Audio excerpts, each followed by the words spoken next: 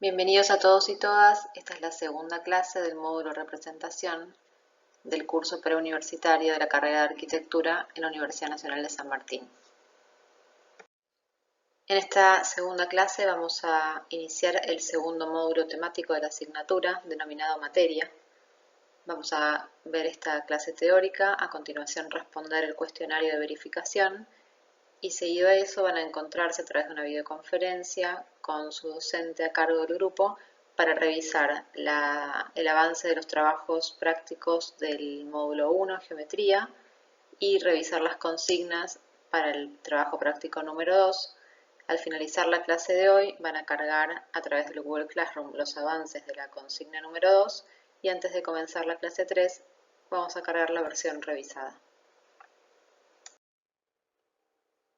Vamos a iniciar entonces con el segundo módulo temático de este curso, Materia.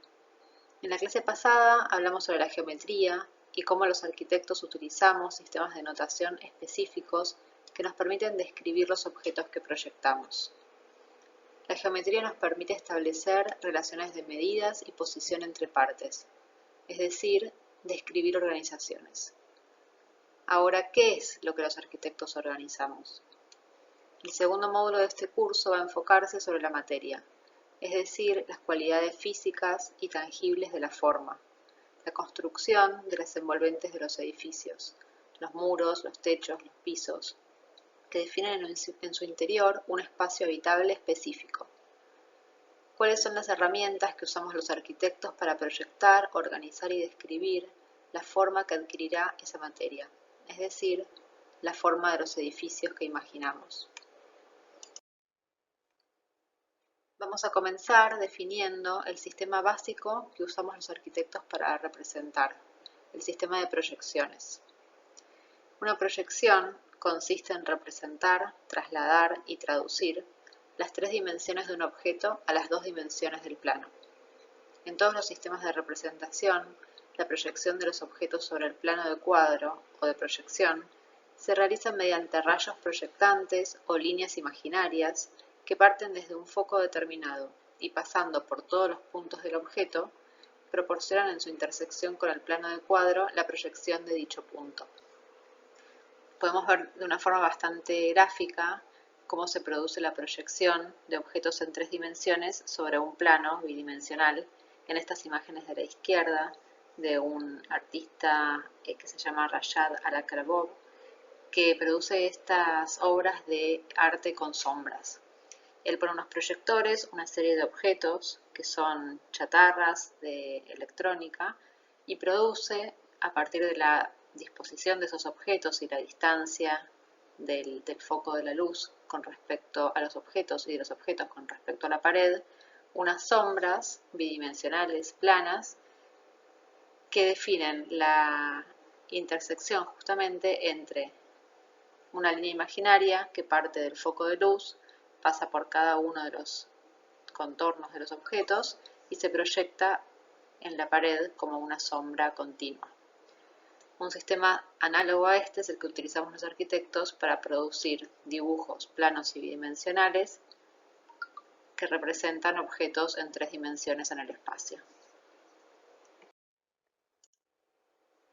Veíamos la clase pasada en las ilustraciones del mito del origen del dibujo, cómo el dibujo está desde su inicio asociado a la proyección, a esta acción de delinear la sombra que arroja un objeto sobre un soporte.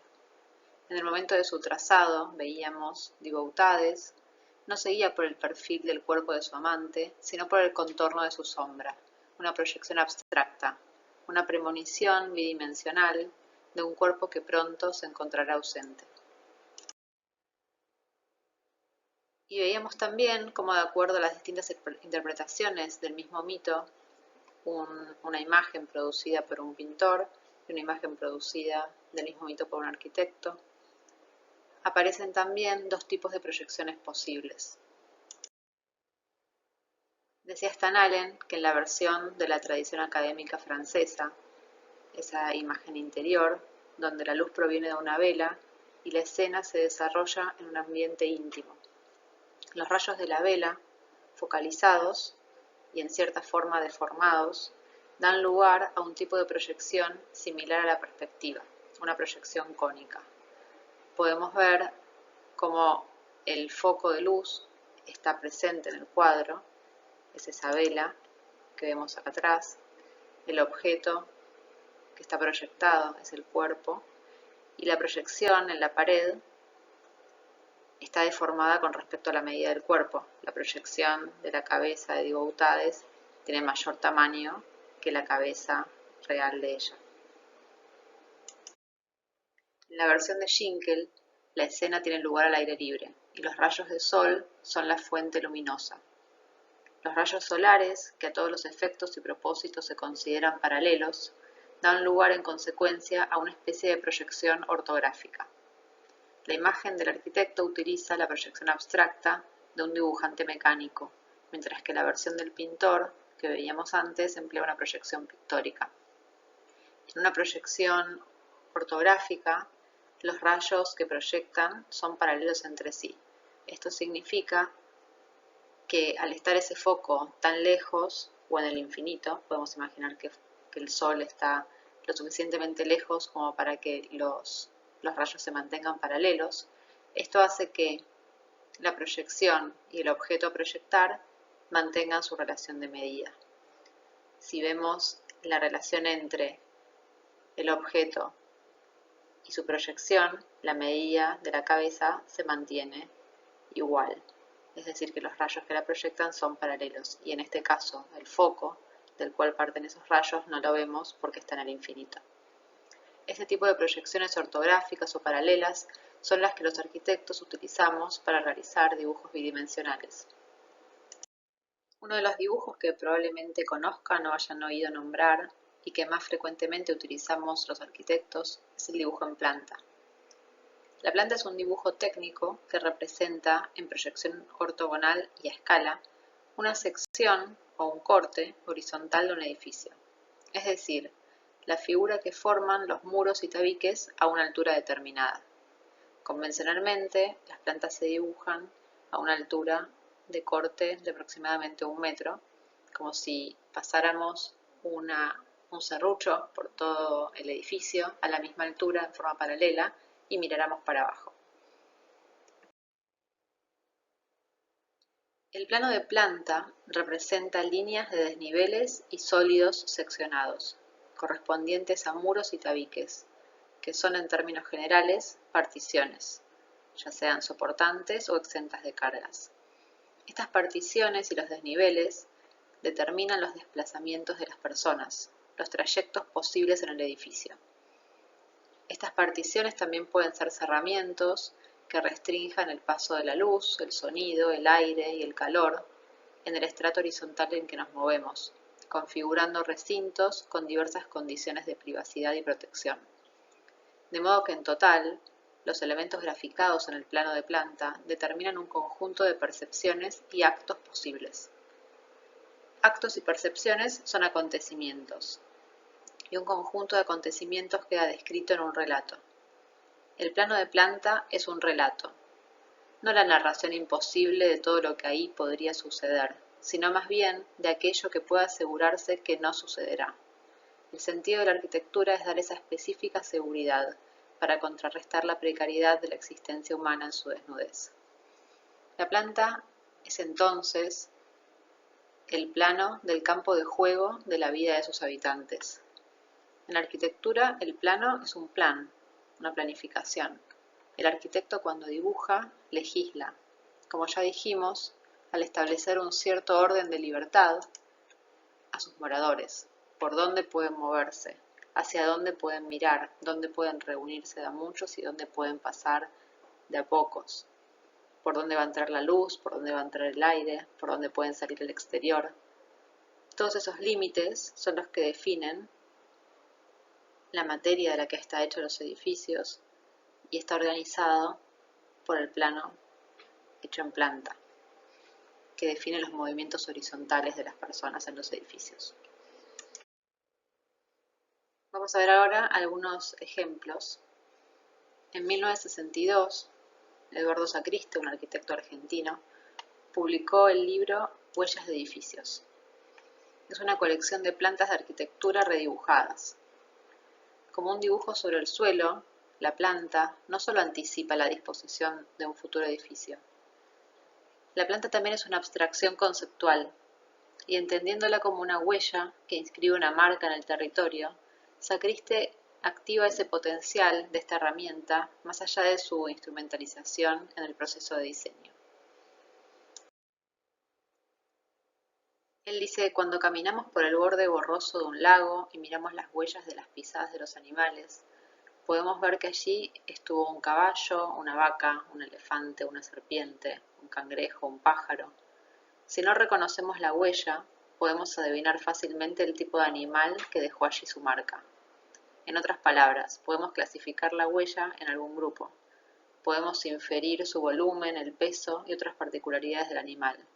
Podemos juzgar porque tenemos una educación visual en tales huellas. Sacriste establece esta conexión entre una huella, el acto de descripción y el dibujo de una planta. La planta, dice Sacriste, es la imagen de la huella de un edificio. Es el impacto que deja contra el suelo un edificio. Ese contacto es peculiar en cada momento histórico. Las huellas que dejan cada época trasuntan mucho más de lo que a primera vista podemos imaginar. Esas huellas son algo así como la radiografía de la época. Reflejan las técnicas, lo social, lo económico y el alma misma de los pueblos. Verdadera huella del edificio sobre el suelo, la planta contiene una parte importante de las claves del proyecto, siendo al mismo tiempo medio de representación y herramienta de diseño para el arquitecto. Es el patrón del trazado y la instrucción para el constructor. Aunque la planta se presenta invisible para el habitante, ella determina con precisión la calidad de los espacios en que vivimos. En su expresión más económica, una planta delinea la distinción fundamental entre interior y exterior, adentro y afuera, privado y público, inclusión y exclusión, revelando por ende patrones de ocupación y formas de vida. Redibujada, o más bien reescrita, esta colección que nos propone Sacriste revela su naturaleza tipológica y ofrece un potencial diagramático para imprimir un lugar con ideas. Todas las plantas están normalizadas a la misma escala, empleando las mismas construcciones de dibujo.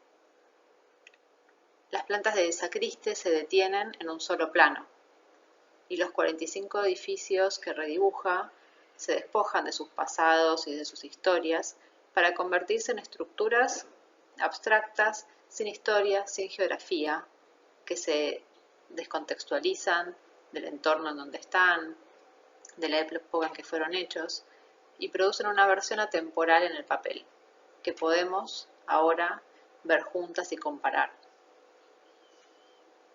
Vemos en este caso una serie de algunos de los edificios que Sacriste dibuja, y vamos a ver un poco más en detalle algunos para empezar a entender cuáles son estas diferencias. La colección de dibujos cubría desde el Partenón de Atenas a Notre Dame, a una sala de un templo egipcio o la sede de las Naciones Unidas en Nueva York de mediados del siglo XX. Todas a la misma escala y utilizando la misma técnica. Recorriendo algunos de estos dibujos y acompañándolos por fotografías, podemos ver qué clase de objetos y espacios definen estas plantas, o qué clase de huella va a dejar cada edificio en el territorio.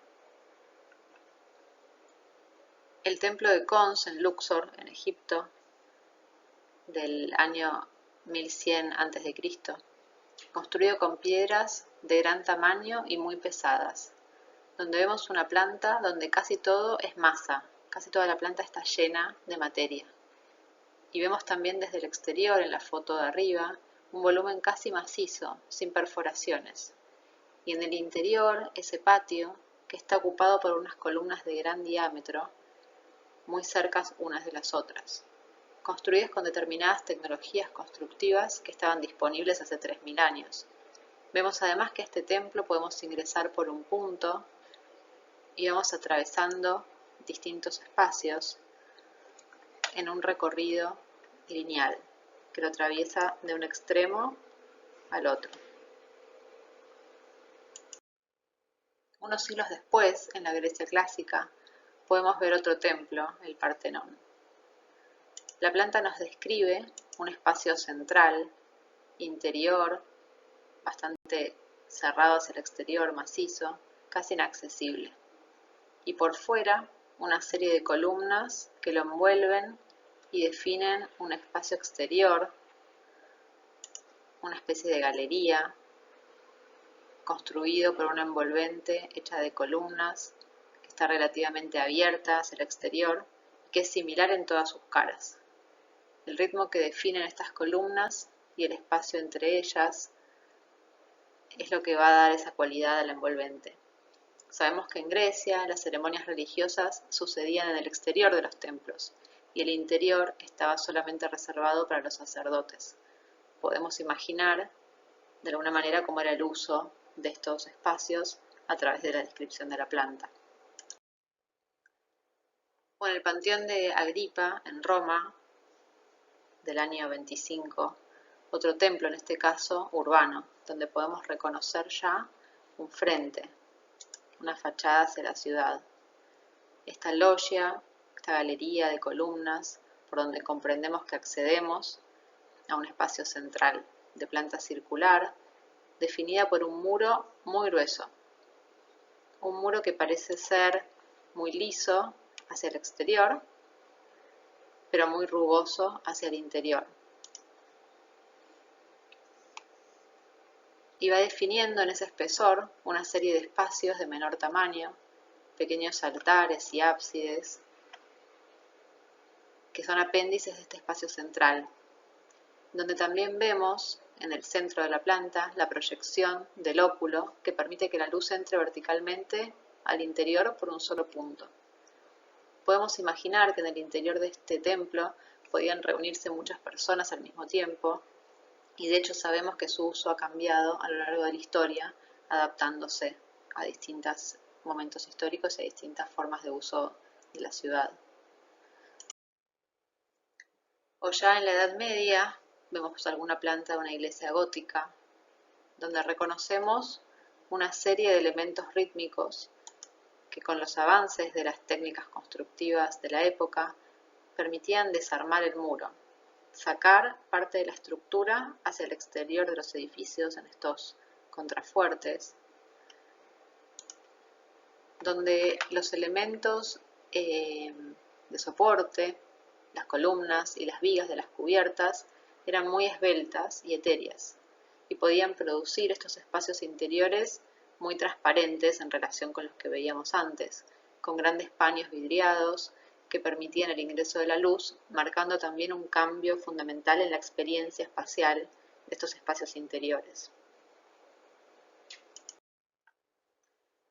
Sacristi llega hasta ejemplos muy contemporáneos, como en este caso el Crown Hall de Mies van der Rohe en la ciudad de Chicago, un edificio de mediados del siglo pasado, donde el uso del acero, posterior a la revolución industrial, permite llevar esa esbeltez de los elementos constructivos al límite, haciendo casi desaparecer la masa y pudiendo construir estas envolventes casi completamente vidriadas. Si vemos la planta, el espesor de los elementos se redujo de manera significativa. Casi que se confunden las líneas que marcan la grilla organizativa del edificio con el espesor de las paredes. No podemos distinguir una cosa de la otra.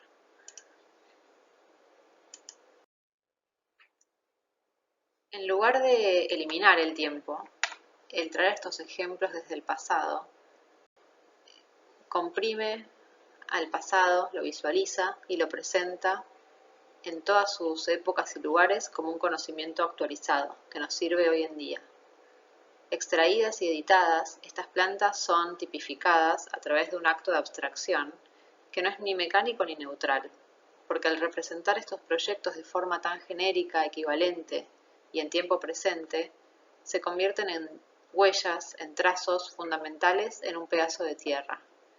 En esta versión más abstracta del dibujo, que es la del redibujo, los edificios se reducen a un repertorio de diagramas intencionados que nos permite sacar información de ahí y poder usarla actualizada hoy en día. Vamos a ver ahora algunos libros clásicos de la historia de la arquitectura del siglo XVIII y XIX que utilizan la planta arquitectónica para dibujar y redibujar, como Sacriste, series de edificios en un mismo formato.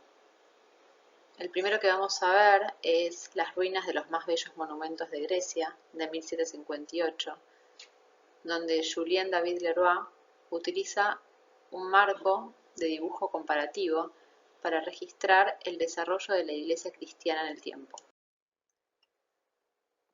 Dibujadas en una escala unificada para poder hacer una comparación, Leroy construye una historia de la iglesia cristiana y la evolución de sus disposiciones, desde el reinado de Constantino el Grande hasta nuestros días.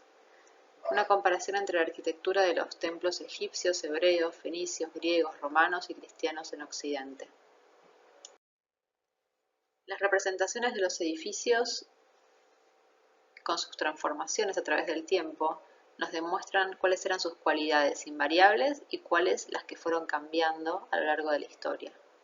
Al estar todos dibujados en la misma escala y con el mismo tipo de notación, podemos muy rápidamente comparar, asociar, encontrar similitudes entre algunos de estos templos y otros, poder hacer algunas asociaciones bastante rápidas entre plantas de distintos tipos y encontrar cuáles fueron esas líneas históricas que se fueron desarrollando.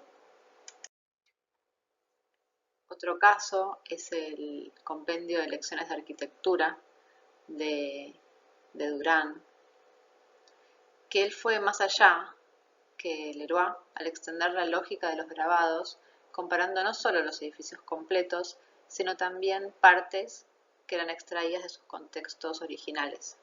Este libro de 1805 marca también una forma de enseñar y de proyectar arquitectura que va a desarrollarse en todo el siglo XIX. Los porches, las escaleras, las puertas, los vestíbulos, estos eran los títulos de los dibujos, en los cuales no solo tiempo y lugar eran eliminados y sacados de contexto, sino también los edificios a los cuales esas partes pertenecían.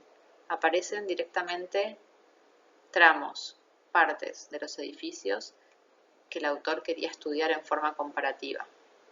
Cómo eran estos porches que cubrían distintas formas de los pórticos de diferentes edificios.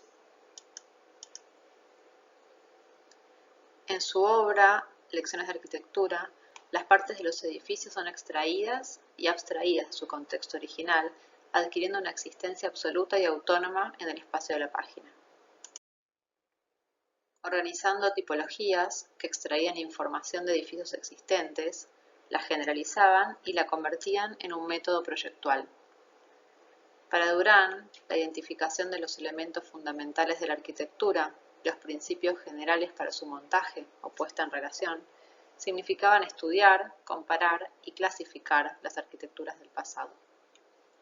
En la Escuela de Bellas Artes, donde Durán enseñaba, la codificación del proyecto de arquitectura en una serie de dibujos realizados en planta jugó un papel decisivo a la hora de transmitir información de forma condensada, transformando la planta en un sitio de conocimiento especializado de los arquitectos.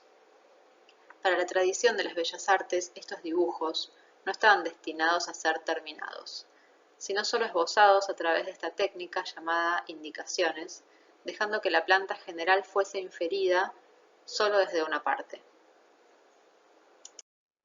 La planta se separaba en capas que codificaban los distintos elementos, ejes y líneas de composición principales, ejes de partes secundarias, trazado de muros, después la colocación de las columnas, para reunirse finalmente en un único dibujo que ponía en relación la organización de todas estas partes bajo un sistema común.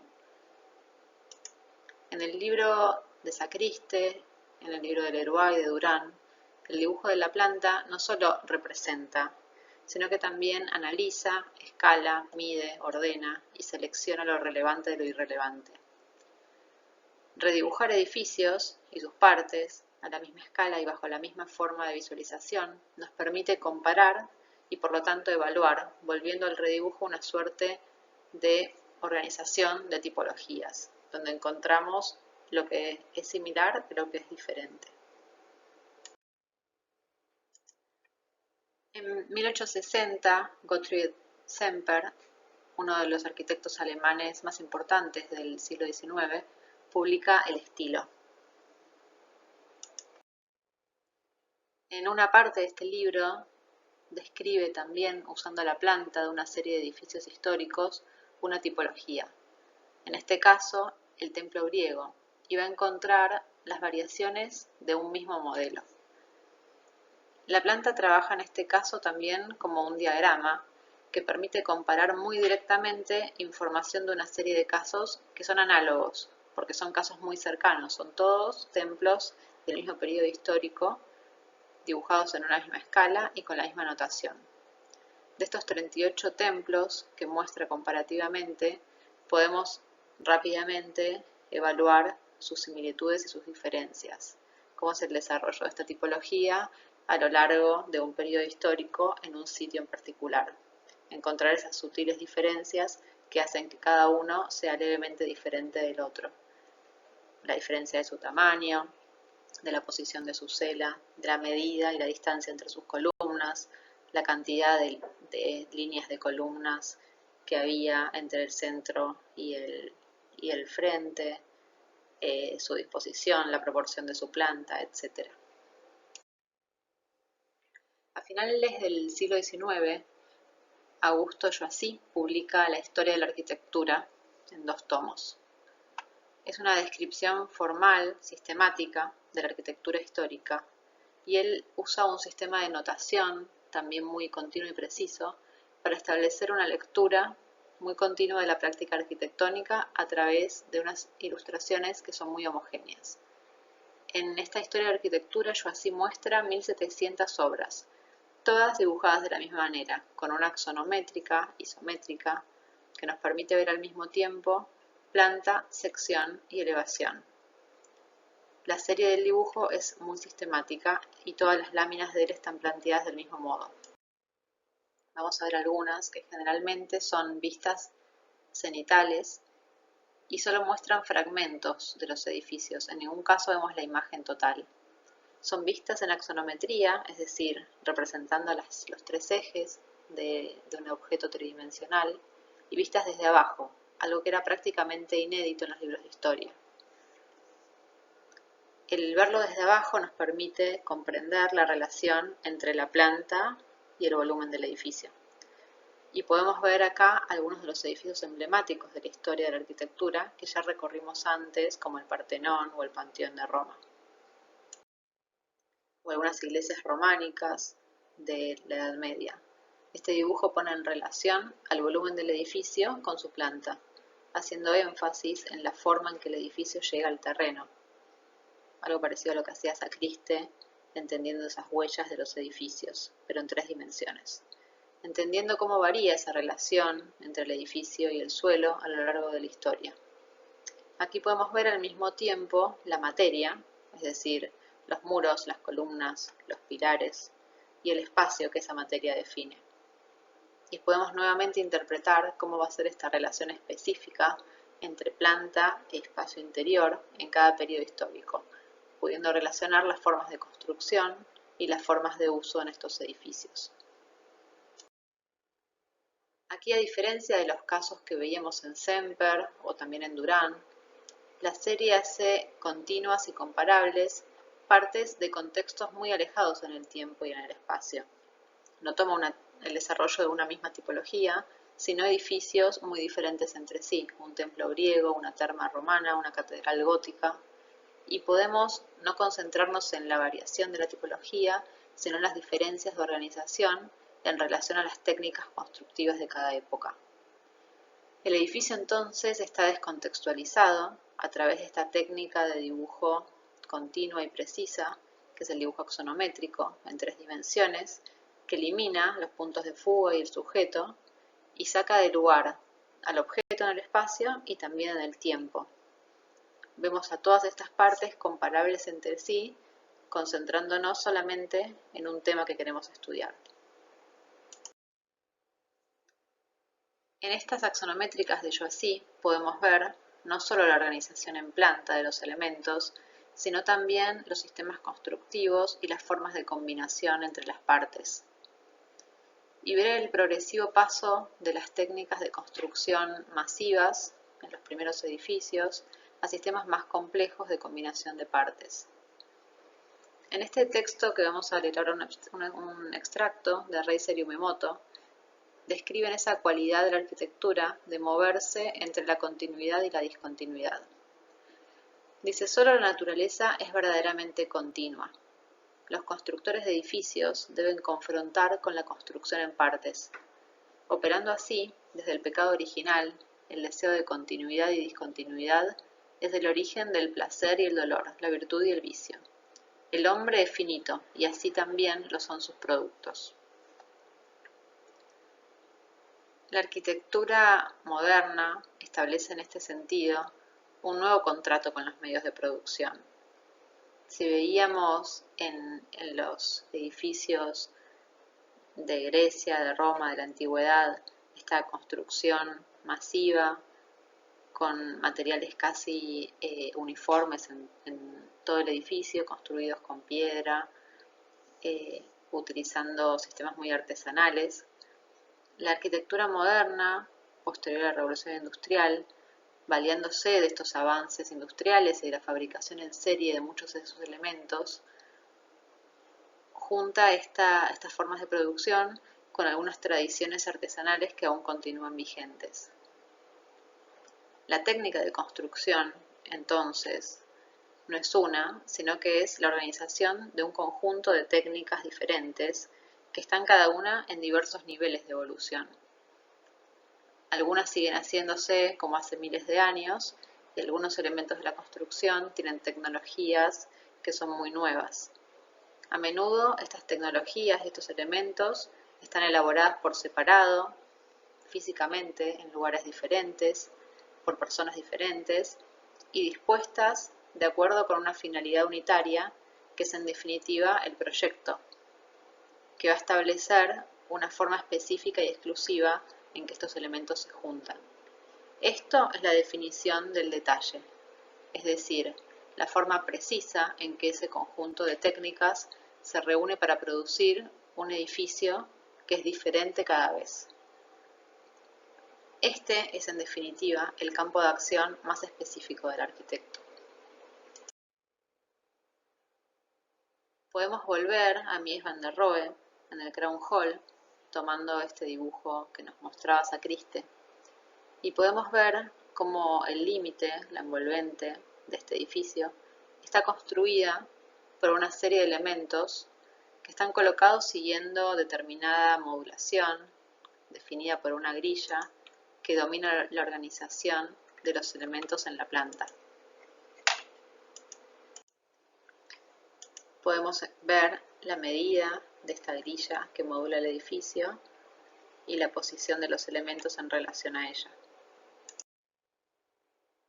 Cuando vemos el volumen, reconocemos esta grilla en los elementos estructurales, en los paños de carpintería, en la modulación de los cielorrasos que vemos a través de los vidrios, y vemos que esta relación de medidas organiza el edificio no solo en planta, sino en sus tres dimensiones.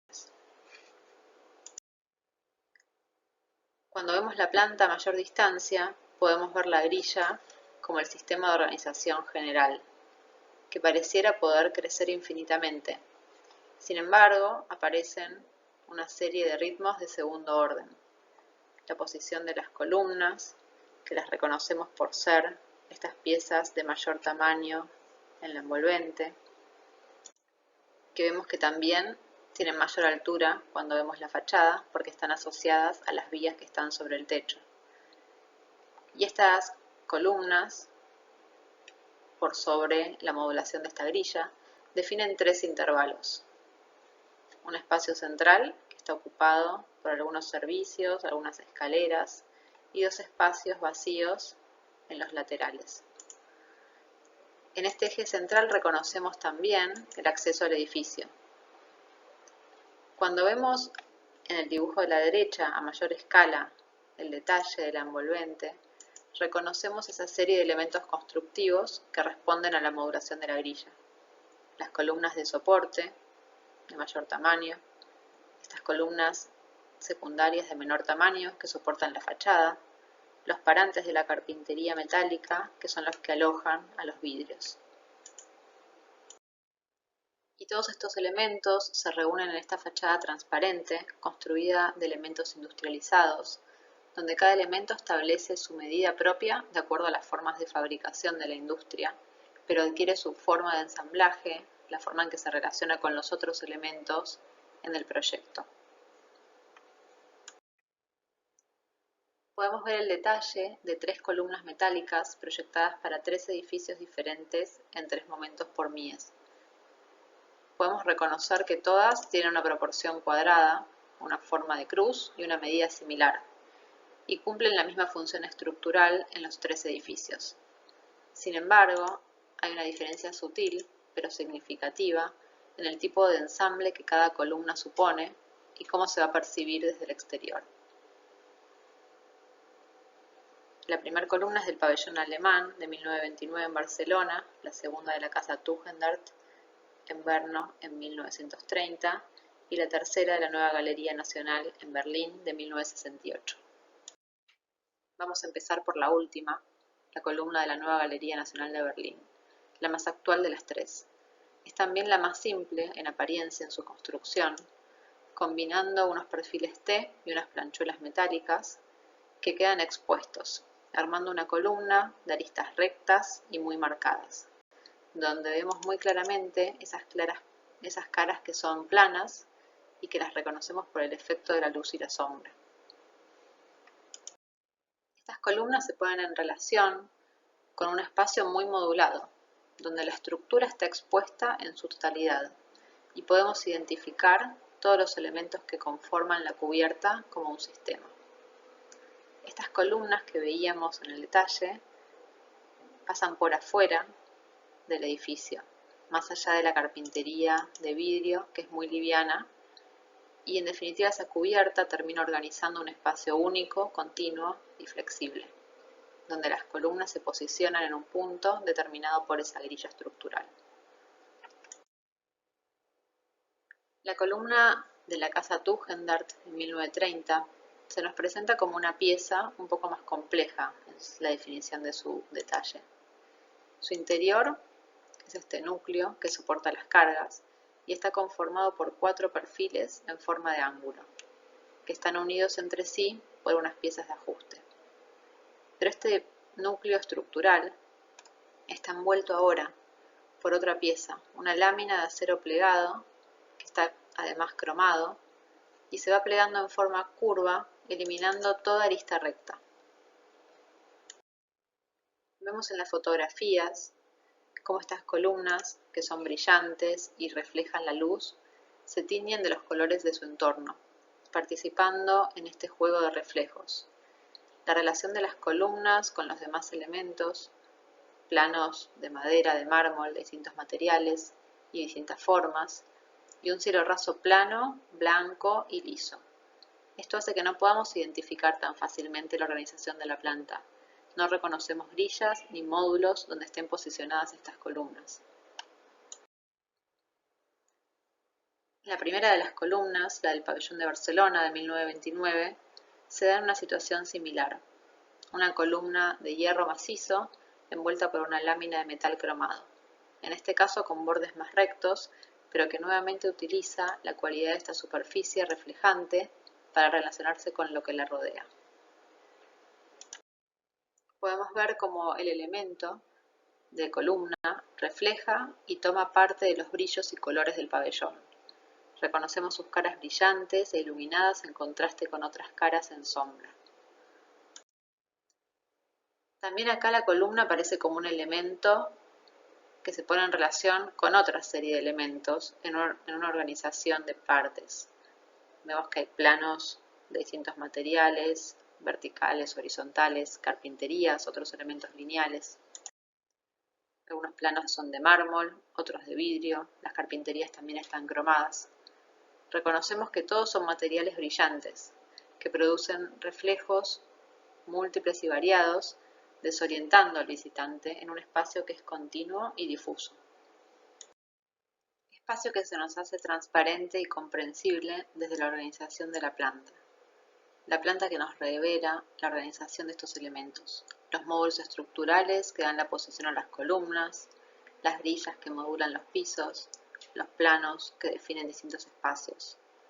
La planta nos permite comprender la clase de relación entre interior y exterior que propone este edificio, las medidas de los distintos espacios, el espesor de los límites que nos hace imaginar una posible transparencia y continuidad espacial.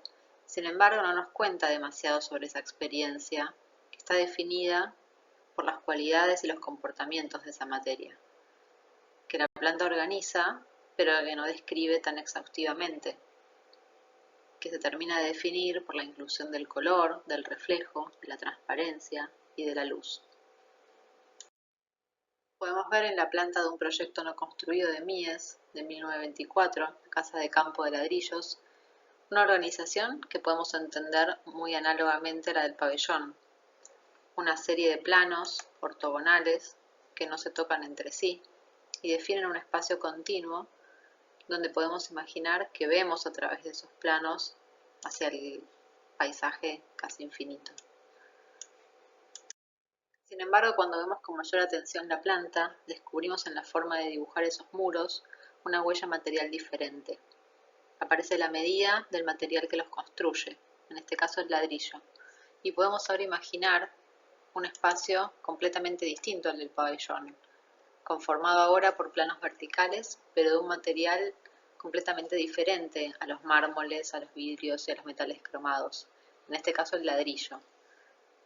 Un mampuesto, opaco, rugoso, uniforme, donde la experiencia espacial será seguramente diferente a la experiencia del pabellón, a pesar de que la organización en planta sea muy similar.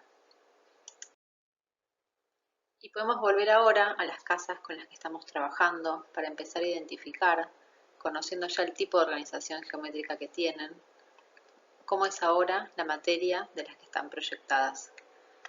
Cómo son esos muros, sus columnas, sus ventanas, sus cubiertas, sus pisos, cómo es el espesor de esos límites, qué tipo de relación establece cada una de estas casas entre el interior y el exterior, qué formas de uso proponen. Vamos entonces ahora a presentar la consigna para el segundo trabajo práctico, materia. Sobre la hoja 1, posicionar una hoja de papel calco y continuar dibujando un nuevo conjunto de líneas que permitan determinar el contorno y dintorno de estructuras, muros y tabiques, la posición de ventanas y puertas, la proyección de otros elementos en altura, la descripción de elementos que conforman pisos y solados. Establecer una codificación para distinguir clases de información, valor de línea, líneas punteadas, etc. Llamaremos a este dibujo hoja 2. Considerar si al incluir esta información es necesario completar el registro de la etapa 01. ¿Las líneas registradas alcanzan para posicionar todos los elementos o necesitamos incluir más líneas en la hoja 1? Este dibujo se realizará en lápiz negro y se registrará fotográficamente junto con la hoja 1. Al finalizar la clase se cargará el avance de la consigna 2 a través de Google Classroom y antes de comenzar la clase 3 se cargará la versión revisada.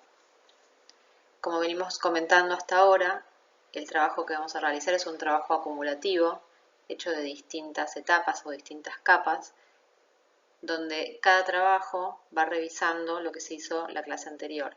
Entonces, al dibujar ahora, no solo las posiciones, las grillas, los ejes que marcan la medida y la posición de los elementos, sino que vamos a dibujar concretamente la materia, es decir, los muros, las ventanas, las puertas, etc.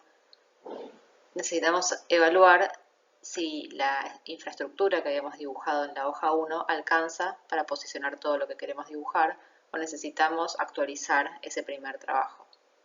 El trabajo siguiente también pondrá en crisis a este trabajo que hicimos ahora. Es un trabajo donde vamos avanzando, evolucionando sobre un mismo material y revisando progresivamente esa información hasta terminar con un último dibujo que pone en relación todas estas etapas. Así que ahora nos encontramos en las clases en cada uno de los grupos y la clase próxima para una nueva teórica donde vamos a presentar el módulo número 3. Muchas gracias.